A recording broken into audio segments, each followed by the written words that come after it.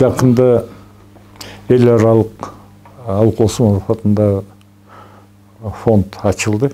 Біздің негізгі фонд түзгөнүбүз ушул Алып Осмонов кыргыз элисинин акынын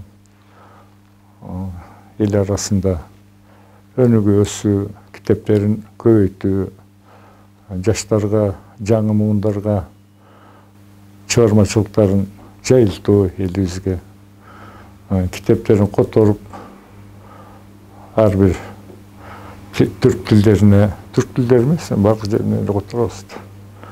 Дагы ошондой жакшы мааниде түзүп жатабыз. Эми быйыл пландарыбыз, азыр пландарыбыз бар, 110 жылдыкка карата телевизордон, газет журналдардан алып курдун саптарын баарын окуп, элге жайылтып, өчпөй тургандай кылып көтөрөлү деген оюбуз бар. Эл аралык кылган себебибиз май айында Турцияда Элязык деген шаарда ошол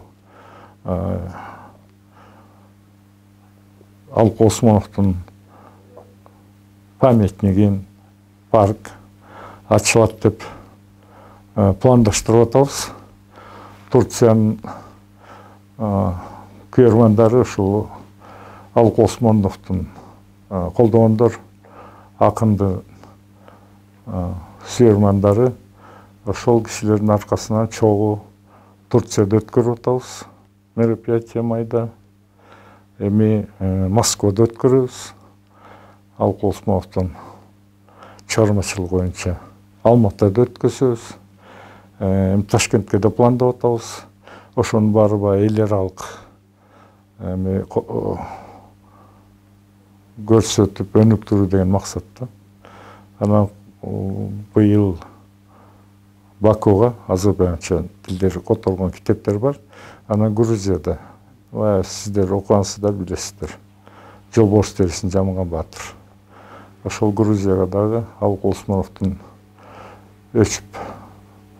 ысмы өчүп калбасын деп, ошол жерге да которуп, ошол жерге да барып жолугуп, Грузияда дагы салууларды ошолдоп атабыз.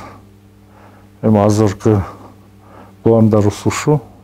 Азыр эми Бишкек шаарында жаңы частный, жеке менчик мектеп салынды. Ошол мектепти детсаты да бар. Ошол мектепти, садик барын, ошо комплексте Алып Осмонов атындагы мектепте ачабыз деген оюбуз бар.